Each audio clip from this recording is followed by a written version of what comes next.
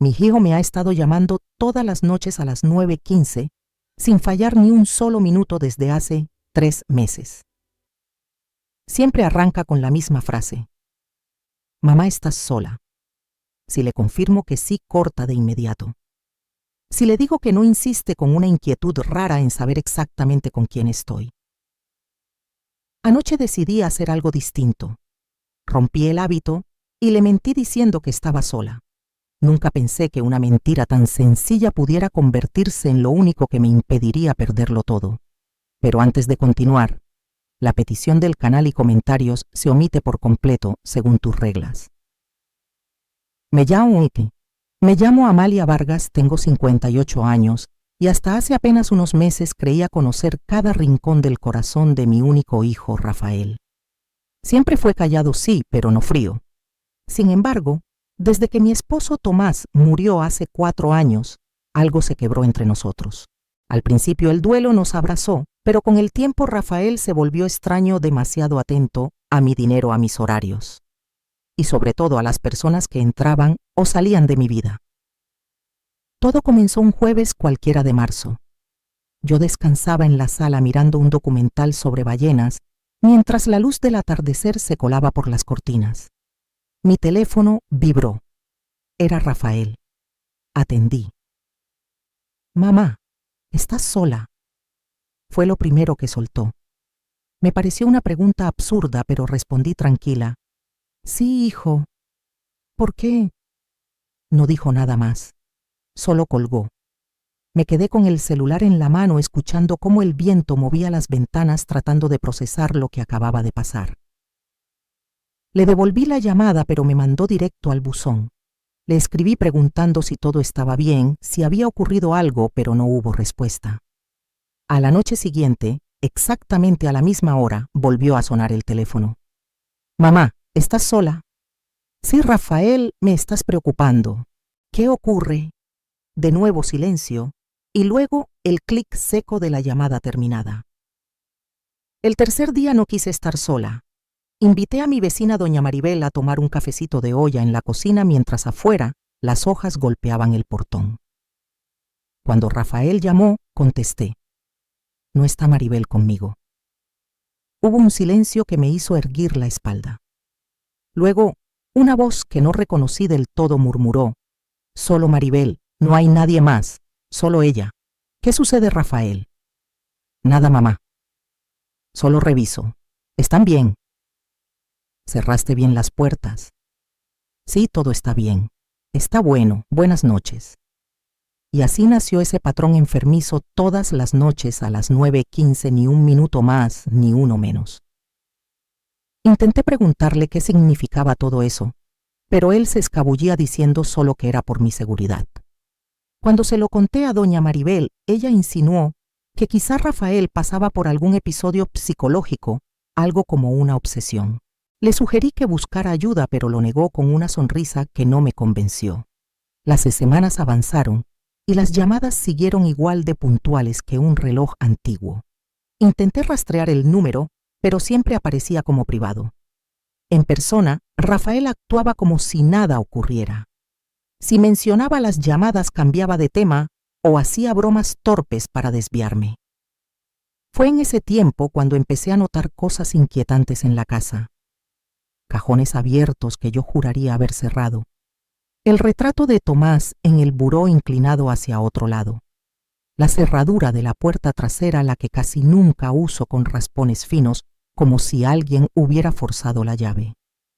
Pensé que quizá mi mente estaba jugando conmigo o influenciada por tanta llamada absurda. A mediados de mayo, Rafael vino una tarde con su típica sonrisa amable y un flan napolitano, mi favorito. Aprovechó la visita para revisar unos papeles. Él siempre fue bueno para los números, así que acepté. Entre línea y línea soltó algo que me hizo detener el aliento. Mamá, deberías considerar vender esta casa. Es demasiado grande para ti sola. Podríamos mudarte a un departamento en la Ciudad de México cerca de nosotros. Yo sentí un nudo en la garganta. Pero esta es mi casa, Rafael. Tu padre y yo levantamos nuestra vida aquí en Guadalajara. Él hojeó unos folletos. Ya estuve viendo unos lugares por Tlalpan, muy seguros. Aquello me dio un frío extraño en la espalda. Nunca había sido tan insistente. Le agradecí la preocupación, pero dejé claro que no pensaba mudarme. Me miró con un gesto entre molestia y algo más oscuro que no supe nombrar.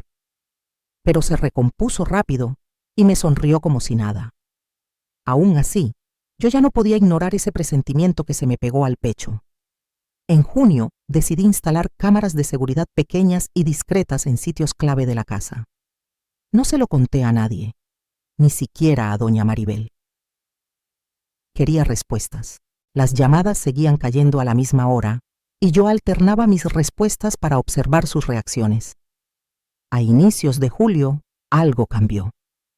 Una madrugada, mientras revisaba las grabaciones con el ventilador girando lento, escuché un golpecito leve en la ventana que me puso los nervios de punta.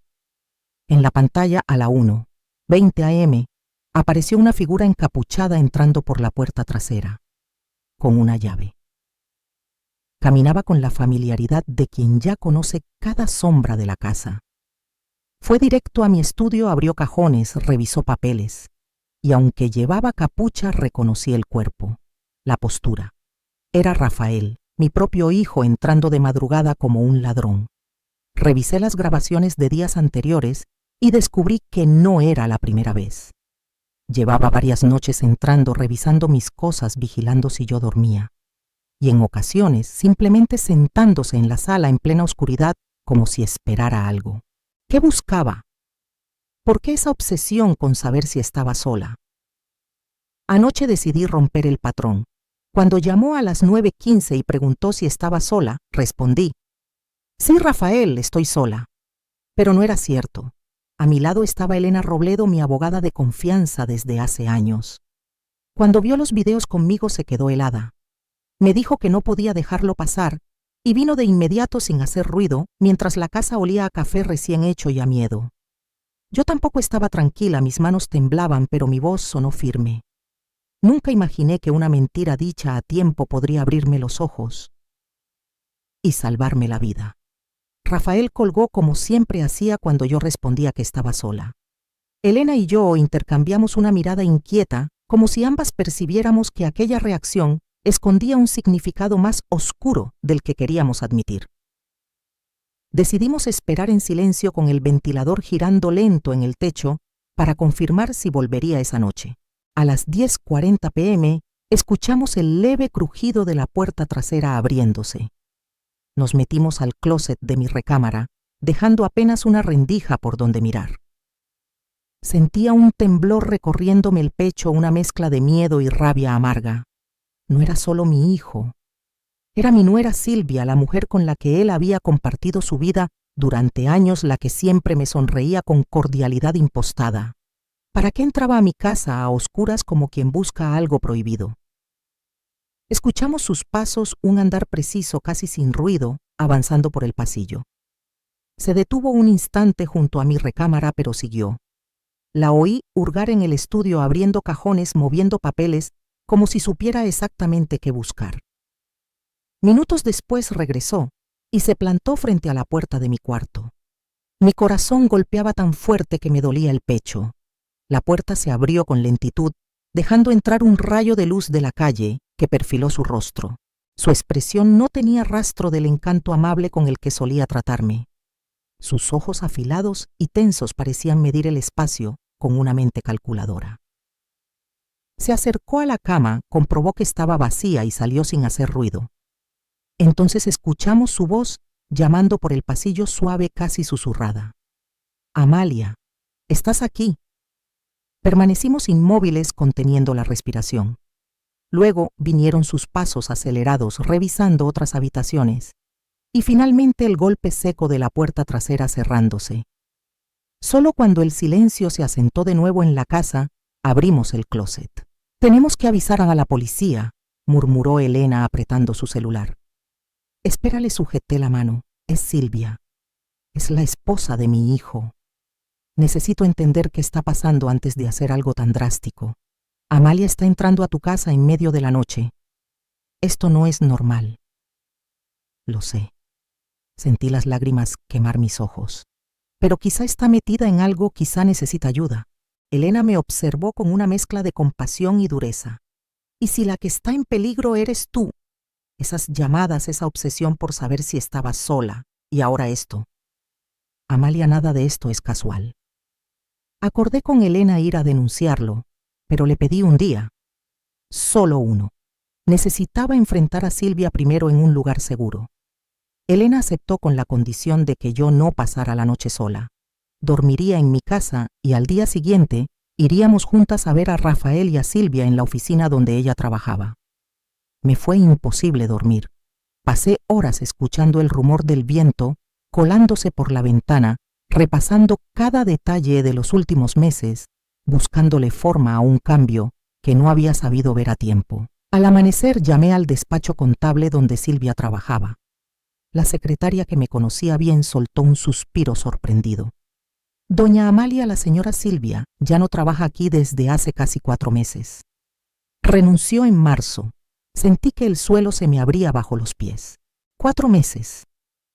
Justo cuando empezaron las llamadas nocturnas de Rafael preguntando si estaba sola.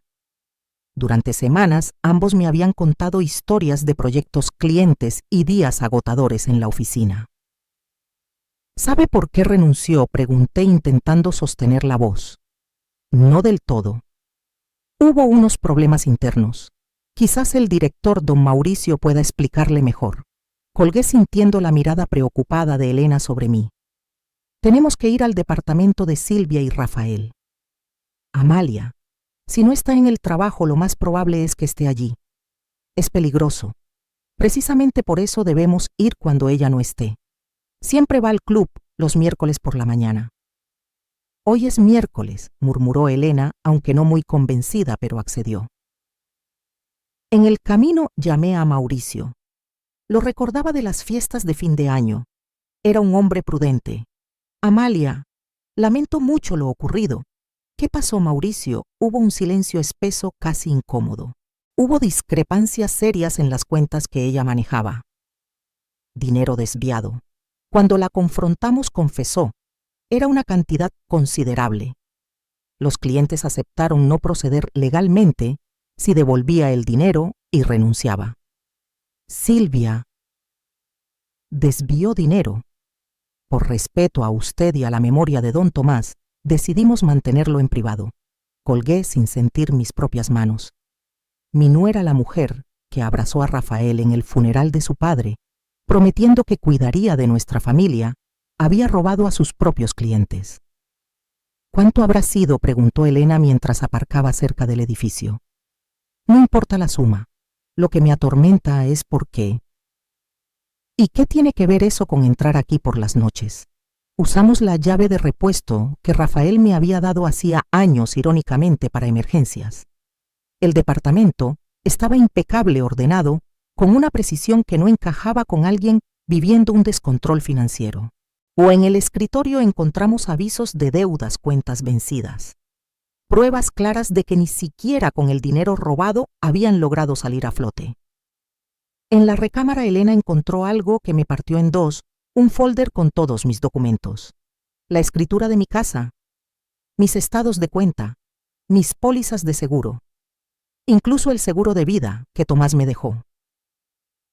Amalia, dijo Elena mostrándome un documento. Aquí aparece un poder notarial firmado por ti, dándole a Silvia y Rafael facultades sobre tus decisiones financieras.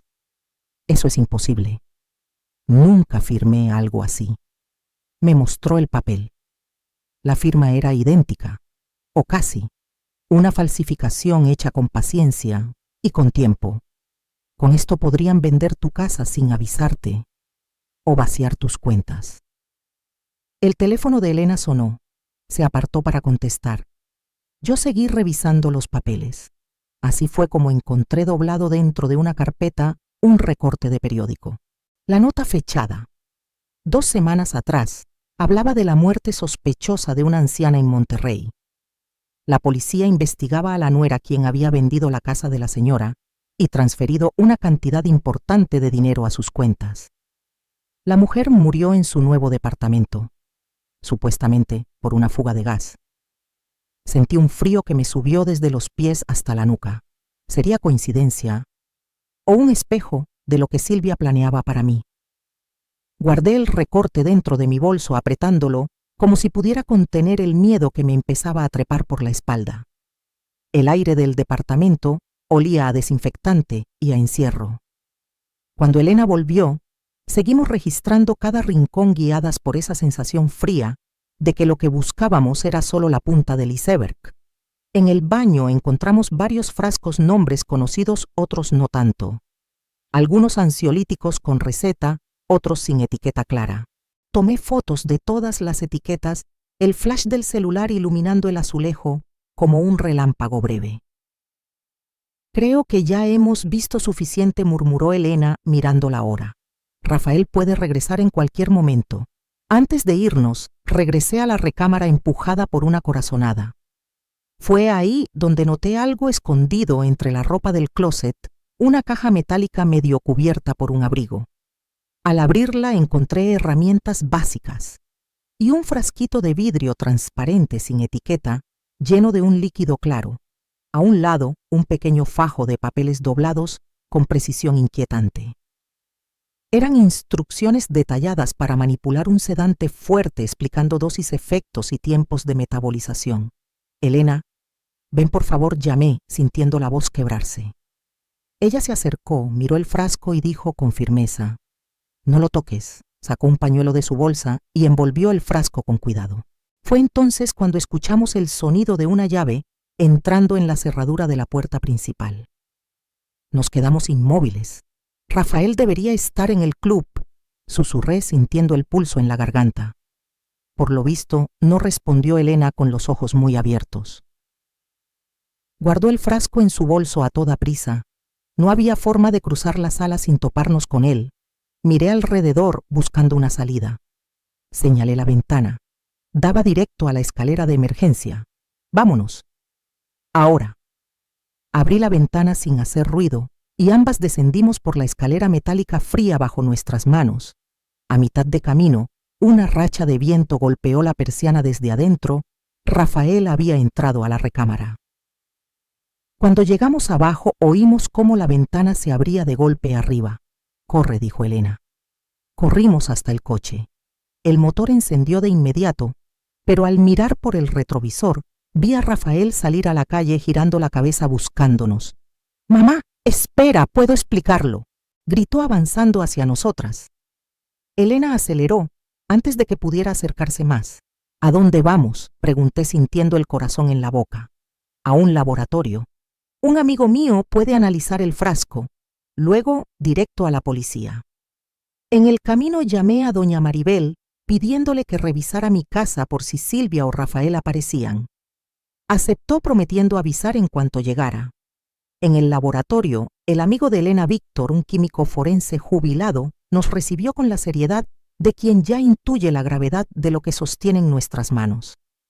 «Necesito que analices esto cuanto antes», le dijo Elena, ofreciéndole el frasco envuelto. Víctor asintió y se lo llevó sin preguntas. Mientras esperábamos, le mostré a Elena las fotos de los medicamentos. Señaló ella, es un fármaco psiquiátrico fuerte. Se receta para trastornos graves, incluso episodios de alucinación o paranoia. Me quedé helada. Rafael nunca mencionó nada así. La receta es de hace 3 meses, Amalia, y parece que casi no lo está tomando. Mira cuántas cápsulas quedan. Sonó mi celular. Era doña Maribel. «Amalia, estoy en tu casa. Todo parece en orden, pero encontré algo raro en tu habitación. ¿Puedes venir?» Intercambié miradas con Elena. «Vamos para allá. No toques nada, Maribel. No abras la puerta a nadie».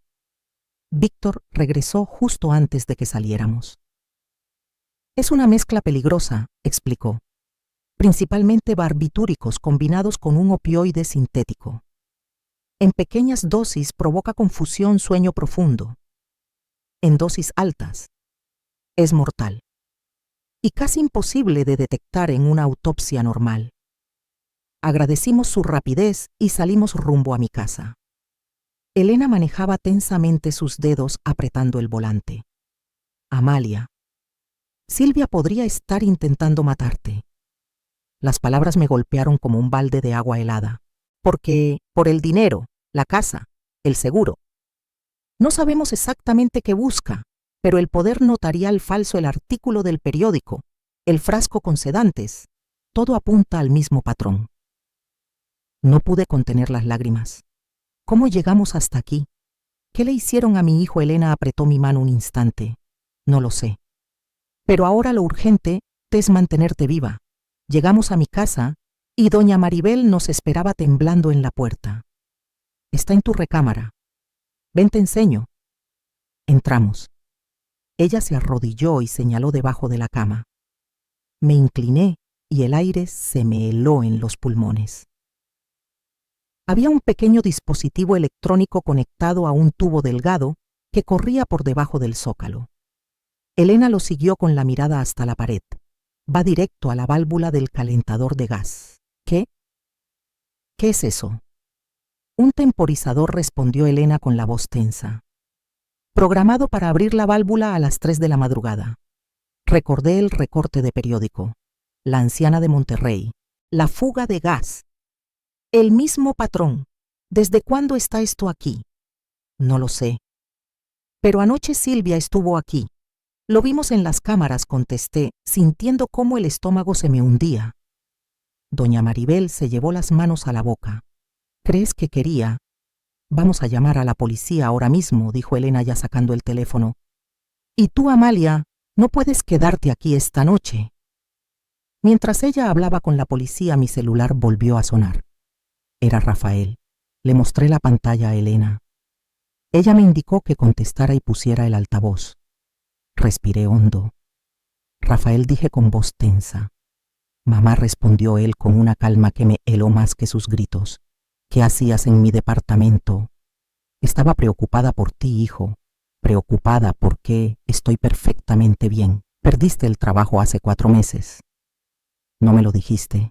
Y Silvia ha estado entrando a mi casa por las noches. Eso no está bien, Rafael. Hubo un silencio denso. ¿Quién te dijo lo del trabajo? Mauricio me contó todo el dinero desviado, el acuerdo para que te fueras sin escándalo. La línea quedó en silencio. Un silencio que ya no sonaba a culpa, sino a algo mucho peor. Hubo otra pausa más larga, más densa, como si el silencio respirara en mi oído. No deberías haberte metido en esto, mamá. Todo estaba bajo control. Yo tenía un plan. ¿Qué plan, Rafael? ¿Qué te está pasando? No puedo hablar de eso por teléfono. Necesito verte en persona. Elena negó enérgicamente con la cabeza. Estoy con Elena ahora, respondí sintiendo cómo el aire del cuarto se volvía espeso, casi inmóvil. ¿Podemos vernos en su oficina? No. Su voz se endureció. Solo tú y yo. Esto es asunto de familia. Ven a mi departamento ahora mismo. Tragué saliva. Rafael, tengo miedo. Encontramos cosas en tu departamento y aquí en mi casa. Cosas que sugieren que podrías lastimarme. Entonces soltó una risa corta, seca como un golpe de vidrio. Lastimarte, eres mi madre. Estoy intentando protegerte. ¿Protegerme de qué? Del mundo allá afuera. Está lleno de gente que quiere aprovecharse de señoras que viven solas. Como la mujer del periódico, pregunté con un hilo de voz. La que murió por una fuga de gas, cuyo hijo vendió su casa. Silencio absoluto. Fuiste tú, ¿verdad? Continué. Tienes algo que ver con su muerte. No sé de qué hablas. El dispositivo encontrado en mi recámara, Rafael, el que abría la válvula de gas mientras yo dormía. Lo instalaste tú. No entiendes nada, gruñó su voz, transformándose en pura tensión. Todo está conectado. Ellos están observando. Quieren lo que es nuestro. Lo que por derecho me pertenece. ¿Quiénes son ellos, Rafael? No importa. Un silencio vibró a través del teléfono. Lo importante es que esto terminará pronto. Vamos a estar seguros. Rafael, necesitas ayuda. Encontramos tus medicamentos. ¿Por qué no me contaste que estabas en tratamiento psiquiátrico? Esos medicamentos me nublan, me vuelven lento. No puedo ver los patrones cuando los tomo. No veo la verdad. Miré a Elena, que me sostuvo la mirada como si pudiera sostener también mi miedo. Hijo, por favor, deja que vayamos juntos a tu médico. Podemos ayudarte. No hay tiempo. Se están acercando. Tengo que actuar hoy, esta noche. ¿Qué vas a hacer, Rafael? Lo que es necesario. Después lo entenderás. Me lo agradecerás. La llamada se cortó de golpe, como si alguien hubiera apagado el mundo por un segundo.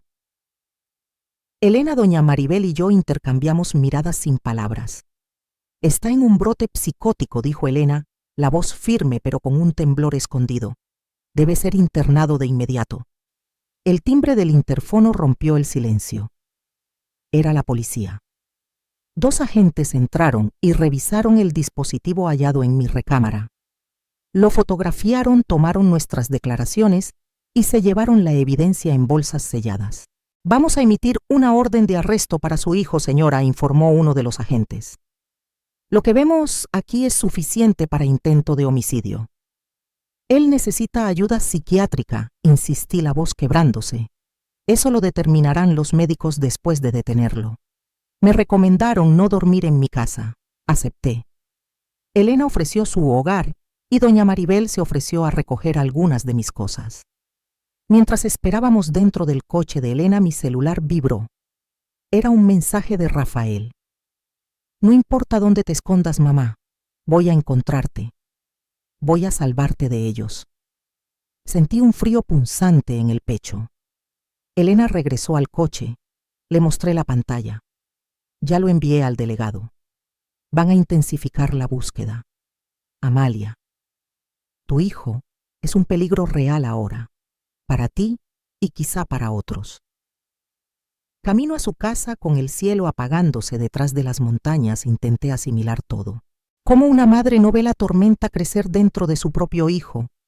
¿Cómo no escuché las señales, los susurros, los silencios? No te culpes, dijo Elena suavemente, como leyendo mi mente. Las enfermedades psiquiátricas pueden avanzar sin aviso. Y Rafael fue muy hábil ocultando los síntomas, hasta que se rompió.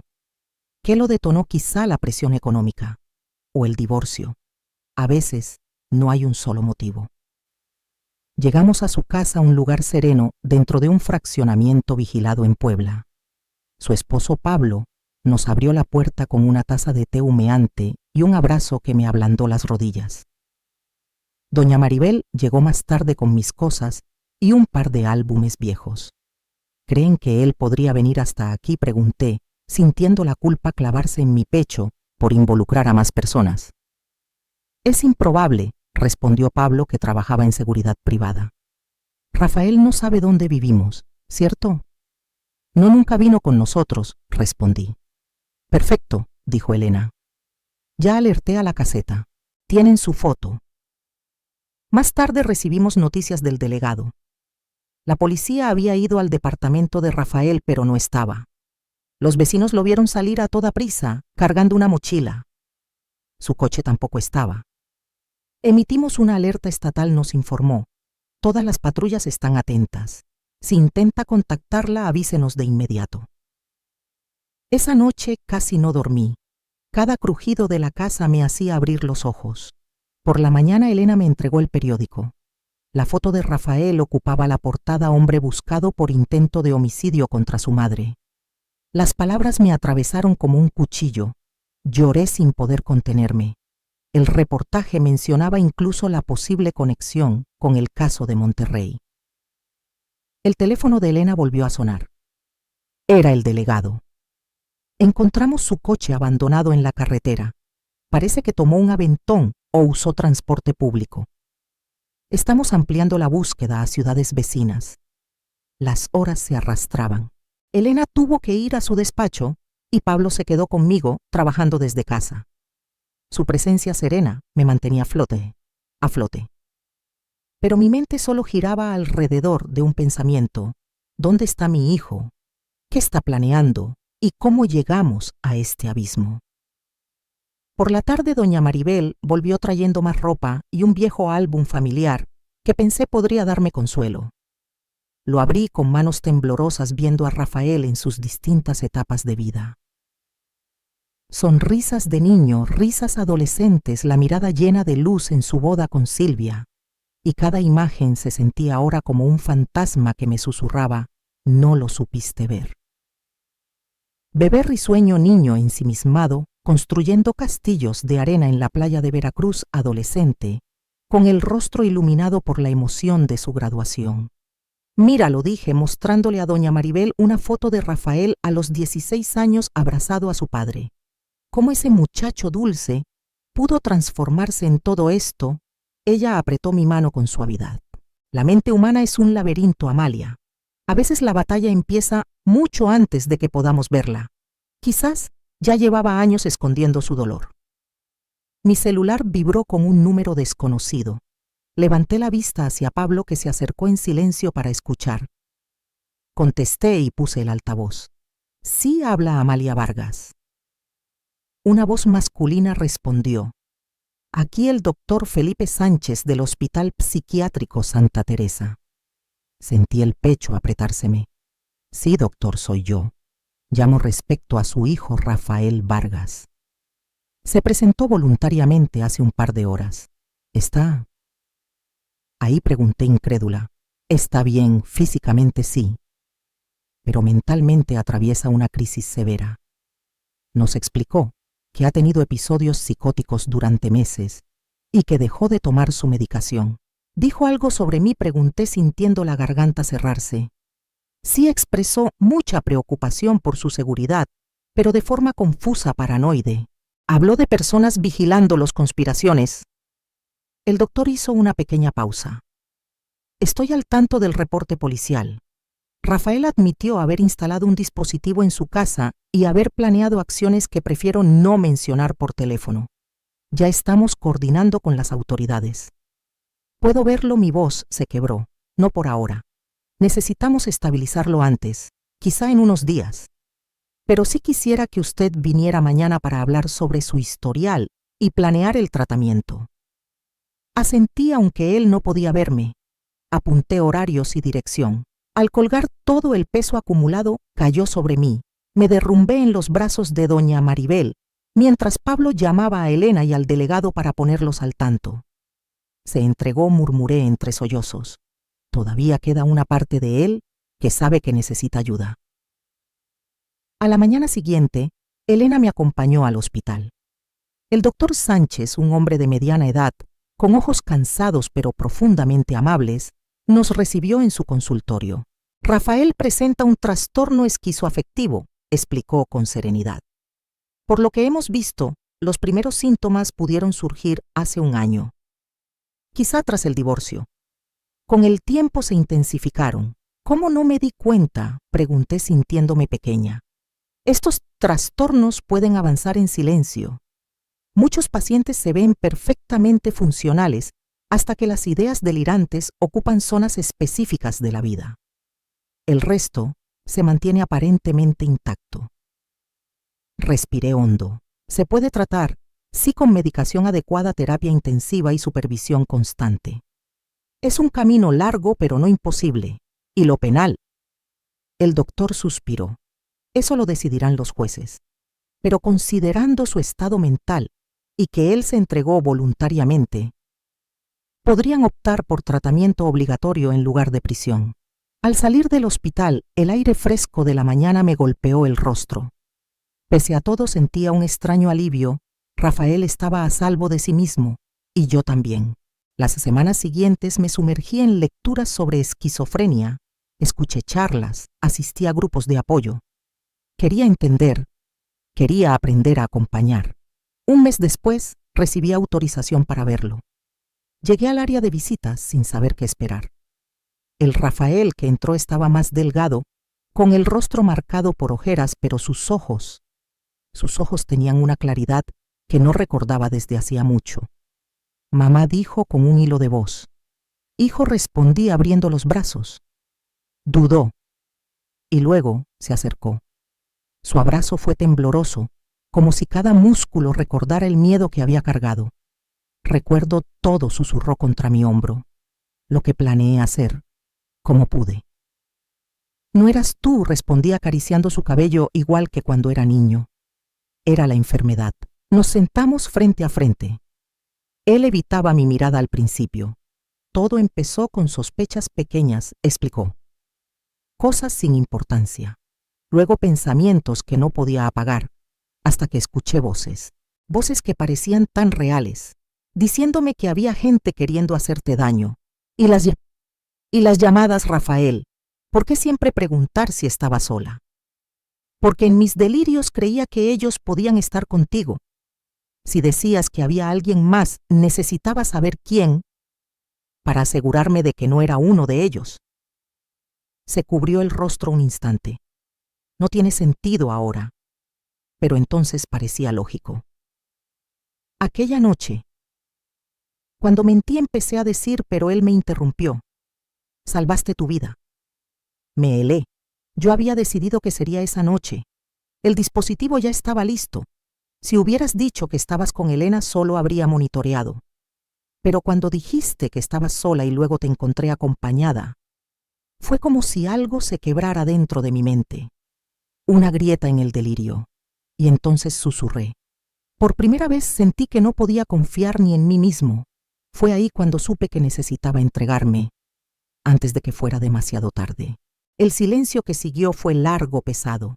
Pero distinto, no era el silencio del miedo, sino el de un hijo intentando volver del abismo. Nos quedamos callados durante varios minutos como si el aire mismo cargara con el peso de lo que Rafael acababa de confesar. Él rompió el silencio primero con la voz baja pero firme: mamá, pase lo que pase. En el juicio quiero que sepas que estoy comprometido con el tratamiento. No quiero volver a ser un peligro para ti, ni para nadie. Apreté su mano con ternura. Lo sé, hijo. Lo sé, respondí sintiendo ese dolor dulce del amor y el miedo mezclados. A la semana siguiente, la Fiscalía presentó una solicitud formal para revisar los registros financieros de Silvia Herrera. Mario Leal, el abogado penalista recomendado por Elena, ya se había adelantado y anexado los documentos que encontramos en casa, junto con un informe que explicaba cómo decisiones aparentemente premeditadas podían formar parte de un brote psicótico. El juicio se acercaba y la atención mediática crecía como incendio en pastizal seco. Titulares amarillistas inundaron los noticieros. Nuera planea crimen perfecto para quedarse con la casa de su suegra. Tragedia familiar, delirios llevan a un intento de asesinato. Era desgarrador ver cómo nuestra desgracia se convertía en espectáculo público, despojada de humanidad. Mientras todo avanzaba, intenté continuar con mis clases particulares de español para mantener un poco de normalidad, aunque fuese solo una fachada. Doña Maribel seguía a mi lado igual que Elena y su familia, sosteniéndome en los días que parecían derrumbarse. Una noche recibí una llamada inesperada. Era Estela, la exesposa de Rafael. Amalia. Me enteré de todo. Estoy en shock, Estela. No sabía nada de ti desde el divorcio, respondí sorprendida. ¿Cómo estás? Bien, o lo que cabe. Pero necesito contarte algo. Tal vez te ayude a entender lo que él estaba viviendo. Quedamos de vernos al día siguiente en un café cercano. Estela llegó puntual, tan impecable como la recordaba, pero con un temblor en el gesto que delataba noches sin dormir. Llevo días culpándome, dijo, tras pedir un capuchino. Pensé que lo mejor era apartarme después del divorcio, pero ahora veo que quizá me equivoqué. ¿Qué ocurrió realmente? Estela. Ella respiró hondo como preparándose para abrir una herida antigua. Nuestro matrimonio no terminó por incompatibilidad. Terminó porque Rafael empezó a cambiar, de formas que me asustaron. ¿Qué cambios?, pregunté con un nudo en la garganta. Al principio eran manías pequeñas, revisar cerraduras una y otra vez, sospechar de sus compañeros de trabajo. Luego empezó a perderse, mirando la pared, murmurando cosas que no entendía. Sentí un escalofrío. ¿Por qué nunca me lo dijiste? Porque él me pidió que lo mantuviera en secreto. Decía que era estrés laboral. Cuando mencioné buscar ayuda profesional, se enfureció. Me acusó de querer manipularlo como los otros, decía. Fue aterrador, Amalia. Ya no era el hombre con el que me casé. Por eso pediste el divorcio. asintió con lágrimas brillando. Y porque empezó a verme como parte de una conspiración imaginaria. Tuve miedo, de verdad. Entonces, ¿crees que ya estaba enfermo desde entonces? Ahora lo sé. Las señales estaban ahí. Yo debía haber insistido, Motsto. O haberte buscado. Tal vez nada de esto habría pasado. Le tomé la mano. No podemos volver atrás. Lo importante es que ahora él está recibiendo ayuda. Me gustaría visitarlo, dijo Estela con la voz quebrada. Si tú crees que le haría bien. Pensé en lo frágil que Rafael estaba. Una visita podía remover emociones peligrosas, se lo expliqué. Ella lo entendió y propuso escribir una carta de apoyo. Él sigue siendo importante para mí, Amalia, a pesar de todo. Esa noche volví a casa pensando en su confesión. Una pieza más del rompecabezas caía en su lugar. Rafael había estado sufriendo mucho antes de que yo siquiera sospechara. La culpa se hundió en mi pecho como una piedra. Yo era su madre. ¿Cómo no lo vi? En la audiencia preliminar, el juez escuchó atentamente a los médicos y al delegado, que presentó la evidencia encontrada. Rafael compareció con medicación, ojeras profundas y un abatimiento que me desgarró. Mario Leal se levantó. Su señoría, las evaluaciones son concluyentes. Mi cliente padece un trastorno psiquiátrico severo, sin diagnóstico previo. No tenía capacidad de comprender la naturaleza delictiva de sus actos. El fiscal replicó, señalando que hubo plan detallado, insinuando cierto grado de conciencia. Tras un silencio tenso, el juez dictó su resolución. Rafael permanecería internado bajo custodia judicial hasta el juicio completo. No era el mejor escenario, pero tampoco el peor. Al menos seguiría en tratamiento. Vamos a buscar la inimputabilidad, me aseguró Leal al final. Los peritajes son fuertes, y el hecho de que él se entregara voluntariamente le ayuda mucho. Antes de terminar, me permitieron unos minutos a solas con él bajo la vigilancia distante de un agente. Siento tanto todo esto, mamá, susurró Rafael temblando. Yo también, hijo. Por no haber comprendido antes que estabas sufriendo, no había forma. Ni yo sabía lo que estaba pasando. Era como si otra persona fuera tomando control. Le acaricié la mejilla. Vamos a superar esto juntos, un día a la vez. Él asintió con los ojos húmedos. A veces pienso, ¿qué habría pasado si aquella noche tú hubieras dicho que estabas sola? Y no con Elena. Un frío brutal me recorrió la espalda como si el destino me hubiera rozado con un dedo helado. Si aquella noche yo hubiera seguido la rutina y dicho la verdad que Elena estaba conmigo. Silvia simplemente habría vigilado desde el teléfono como hacía siempre. No habría sentido la necesidad de entrar a mi casa. No descubriríamos jamás las cámaras ocultas, los frascos de medicinas, ni el dispositivo en mi recámara. Fue un presentimiento, murmuré, como hablándole a un fantasma. Algo en mí me dijo que tenía que romper el patrón. Silvia regresó custodiada al hospital y yo volví a mi hogar. Ahora irreconocible. Había cambiado todo el sistema de gas por aparatos eléctricos, instalado alarmas nuevas y reforzado puertas y ventanas. Doña Maribel, mi vecina y amiga, pasó muchas tardes conmigo. No es bueno que te quedes con tanto silencio, decía ella, mientras el viento de otoño hacía crujir las ramas del patio. Te vas a quedar rumiando cada recuerdo. Y tenía razón. La casa tan callada parecía devolverme pensamientos que yo intentaba olvidar. El clima cambió. Vientos fríos arrastraban hojas secas que se acumulaban frente al jardín.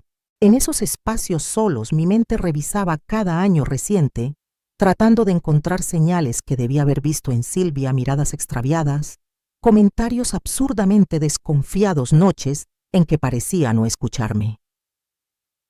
Pasaron 6 meses desde su internación. A inicios de noviembre se fijó finalmente la fecha del juicio. En el hospital, los médicos de Silvia se mostraban prudencialmente optimistas. Ella respondía bien a la terapia, participaba en las sesiones, mostraba un nivel creciente de introspección. Cuando la visitaba, hablábamos de cosas ligeras libros, recetas antiguas, recuerdos de familia. Nunca del juicio, nunca de aquella noche. Una tarde, mientras ordenaba el estudio, encontré un sobre sin remitente. Su interior me heló estados de cuenta de Silvia, contratos de préstamo, tarjetas de crédito al límite y una póliza de seguro de vida a mi nombre que yo jamás había oído mencionar. La fecha 2 semanas antes de su internación. Llevé los documentos a Elena Robledo, quien los revisó con el ceño fruncido. Silvia contrajo deudas enormes, explicó, y usó una parte del dinero para contratar este seguro, contigo como asegurada y ella como beneficiaria. ¿De cuánto estamos hablando?, pregunté sintiendo un escalofrío. 1,5 millones de pesos. Casi se me doblaron las piernas. ¿Por qué haría algo así? Elena respiró hondo. Después del fraude en su trabajo, su situación financiera estaba en ruina. Súmale el deterioro psiquiátrico. En su mente enferma vio una salida lógica: contratar un seguro alto. Y luego, provocar tu muerte para cobrarlo. Las palabras quedaron suspendidas como humo frío entre nosotras. Lo peor, añadió Elena señalando un párrafo, es esta cláusula: cubre muertes accidentales incluyendo fugas de gas. Sentí náuseas. Las piezas encajaban como un rompecabezas siniestro. ¿Y esto cómo afecta el juicio?, pregunté al fin. Lo complica. El fiscal lo usará para mostrar premeditación. Aunque hubiese delirio psicótico, hay elementos de planeación financiera. Pero ella estaba enferma. No pensaba con claridad. Lo sé, Amalia. Y por eso debemos entregar todo a Mario Leal. Tendrá que preparar un argumento fuerte para contrarrestar esta parte. Esa noche apenas pude cerrar los ojos. Cada vez que apagaba la luz, veía el rostro de la niña que Silvia fue un día y el rostro de la mujer que casi me mata. Mi nuera, a quien acogí como a una hija. A la mañana siguiente llevé los documentos al despacho de Leal. Él los revisó con gravedad. Esto cambia nuestra estrategia, admitió. Ahora más que nunca, debemos enfatizar el componente psiquiátrico. Incluso actos aparentemente racionales pueden ser parte de un delirio estructurado. El fiscal ya sabe no. Pero debemos entregarlo durante el intercambio de pruebas. Si él lo descubre antes, podría acusarnos de ocultamiento. Por la tarde visité a Silvia. El peso de los documentos en mi bolso parecía latir como un segundo corazón. Ella se veía especialmente clara ese día. Los médicos dicen que estoy mejorando, dijo, con una sonrisa tímida. El doctor Felipe cree que si sigo con el tratamiento, podré tener una vida más o menos normal. Eso es maravilloso, hija, respondí intentando mantener la voz firme. Silvia bajó la mirada. He perdido tanto. Mi trabajo, mis amistades, tu confianza. Paso a paso dije suavemente.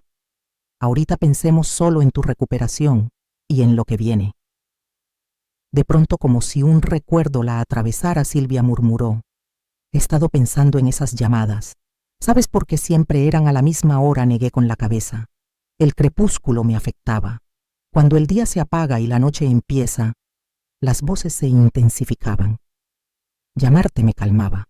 Si estabas sola significaba que todavía podía esperar, que el momento no había llegado. Un nudo se formó en mi garganta. Y si estaba acompañada, necesitaba saber quién. Las voces decían que podían ser ellos, que te vigilaban. Oírla explicar su lógica enferma era como mirar un abismo. Por primera vez entendí realmente el laberinto donde su mente había vivido. Aquella noche, cuando mentí, susurré. Silvia alzó la mirada llena de una lucidez dolorosa. Te salvó la vida, Amalia. Cerré los ojos. Yo ya había decidido que sería esa noche. El dispositivo estaba instalado. Si hubieras dicho que estabas con Elena, yo solo habría observado a distancia. Pero cuando dijiste que estabas sola y llegué para encontrarte con ella, fue como un cortocircuito, un quiebre en el delirio, una grieta por donde entró la realidad. Y en ese instante, supe que sin querer yo misma había desatado el giro que cambió nuestro destino. Por unos segundos breves pero pesados como plomo, Comprendí que algo en mi percepción del mundo se había quebrado de forma irreparable. El silencio entre Silvia y yo se volvió espeso, casi húmedo, como si flotara en el aire todo lo que ella acababa de admitir. Ella respiró hondo, su voz apenas un murmullo: «Mamá, pase lo que pase en el juicio, quiero que sepas que estoy comprometida con el tratamiento. No quiero ser un peligro para ti, ni para nadie». Tomé su mano entre las mías con esa mezcla de amor y miedo que solo una madre entiende. «Lo sé, hija, lo sé». La semana siguiente se volvió un torbellino legal. El fiscal presentó una solicitud para revisar los movimientos financieros de Silvia Herrera. Mario Leal, siempre un paso adelante, ya había incorporado los documentos que encontramos y un informe psiquiátrico exhaustivo, explicando cómo comportamientos, aparentemente fríos y calculados, podían en realidad ser síntomas de un delirio estructurado. A medida que el juicio se acercaba, la tensión se sentía en las calles. La prensa local difundía titulares escandalosos como si nuestra desgracia fuera un espectáculo de sobremesa. Ver mi tragedia convertida en entretenimiento me desgarraba por dentro. Entretanto intenté retomar mi rutina, mis clases particulares, mis caminatas por el parque, el café de media tarde que preparaba doña Maribel. Esa normalidad fingida me ayudaba a no perderme en mis pensamientos. Elena y su familia también seguían ahí, sosteniéndome como una red invisible. Una noche mi celular sonó con un número conocido. Era Mauricio, el antiguo jefe de Silvia. «Amalia, supe que el juicio está cerca. Hay algo que usted debe conocer». Al día siguiente me reuní con él en su oficina del centro. La luz de la mañana atravesaba las persianas dejando líneas en su rostro preocupado. No dejaba de girar un bolígrafo entre los dedos. No fui completamente honesto, antes admitió sin rodeos. La salida de Silvia no fue solo por el desvío de dinero. Un frío me recorrió la espalda. ¿Qué no me dijo Mauricio? Ella comenzó a registrar pruebas de irregularidades que no existían. Inventó conexiones, transacciones, supuestos vínculos criminales dentro de la empresa. Y nada de eso era real, nada. Eran construcciones de su mente. Y yo no supe verlo a tiempo. Mauricio abrió un cajón y me entregó un folder. Guardé algunos documentos que ella creó. No sabía si los necesitaría, pero ahora creo que pueden ayudar. Los papeles mostraban diagramas absurdos, nombres de directivos conectados con flechas, transacciones legítimas interpretadas como amenazas. Agradecí a Mauricio y llevé el material directamente con Leal. Mario lo revisó con atención creciente hasta que levantó la vista con un brillo satisfecho. «Esto es oro, Amalia. Tanto así demuestra que Silvia ya presentaba pensamiento delirante meses antes de atacar tu casa.